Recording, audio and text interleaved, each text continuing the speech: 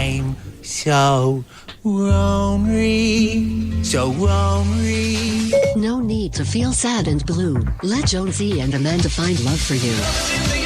Married at First Sight. We watched that show and all of us sat cross-armed watching the show saying, I could do a better job matching people up. Well, they're not sincere, and that's a show that's about something else. But there's a whole lot of people in Sydney who are looking sincerely for love. And since we said, well, maybe we'll have a go at this, we've been inundated with people telling us their stories. If you'd like to join in, please go to our Facebook, go to our website. There's a questionnaire, and people have been very honest about themselves, about what's gone wrong in the past, what they're looking for, about their own vulnerabilities as to what might be red flags for other people about them.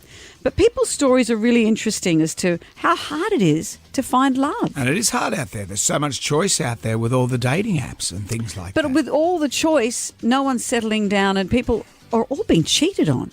Mardie joins us. Hi, Mardie. Hi. We were very interested in your story. You're 53 years old, a retired police officer. Keep yourself fit. You like aerobics. You say you don't attract the right kind of guys. Who are you attracting? Tell us about the men that you've attracted in the past. Look, I think I've met some nice guys, but unfortunately they break up with me and usually meet someone else while I'm with them, and then they want to be best mates with me while they're with somebody else. So they're going out with you, and then they meet someone else and cheat on you, is what you've sort of... And then want to be your friend. Oh, yeah, then they just stalk me for years. Basically, want to be mates with me, want to tell me all about their new partners. Oh, come on. I was reading here, it says, how many times have you been in love? And you say over 10. So would it be fair to say that you fall in love easily?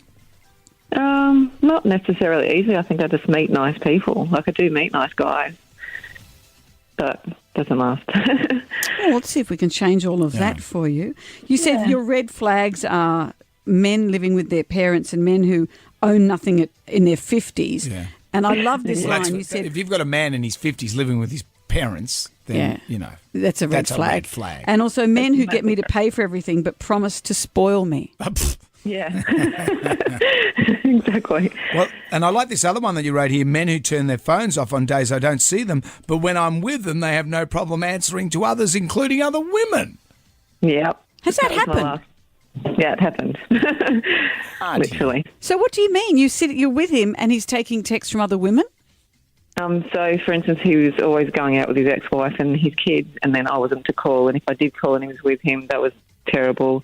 But at my 50th, every photo he's in, he's on his phone. Every time I tried to speak to him, he was on his phone at a big party out. But, and then the last time I saw him, he was literally on the phone to some girl he'd met at his boys' weekend about 2 weeks before, after I just had surgery, when he should have been helping me.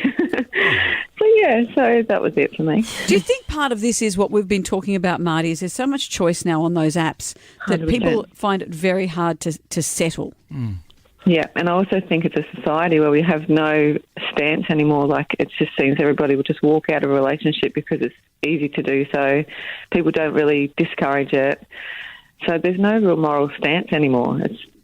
And then it's funny because I find that a lot of guys that I've been with, they tend to come back to me and then try and get back with me. But I think it's because of my moral stance. And then, I don't know, that's what I believe, but I could be wrong. But I tend to find guys they do want a relationship and then they're with me for a while, but then they meet somebody else, so they always come back, and then I'm like, no, you had your chance. But see, that's a classic case of people thinking, gee, I really like Mardie, but I wonder what else is there. And then they discover, actually, Mardie was great, but by then you go, no, sucko, it's too late. It's like buying a car. Invariably, when you get the car that you buy is the first one you look at. Not always the first one. Usually. But, there is that thing I really believe, that almost like love the one you're with. A lot of loving is choosing to love. I think we're wrong to wait to be hit with this thunderbolt. Yeah, you're not going to hit with love. Forget what Crosby, Stills and Nash said. Love's a doing word. Or think Crosby, Stills and Nash. They said, if you can't find the one you love the one you're with. Yeah, but love's a doing word. So, you don't just wait for all this stuff to hit you and for all the endorphins to hit you. You have to make an effort in here too. And here's Mardie. She's just a girl. You sound lovely, Mardie. Well, lovely to meet you, Mardie. We're going to be meeting other people along the way. If you would like to be, an entrant, please go to our website. Yeah. We'll see what we can do for you.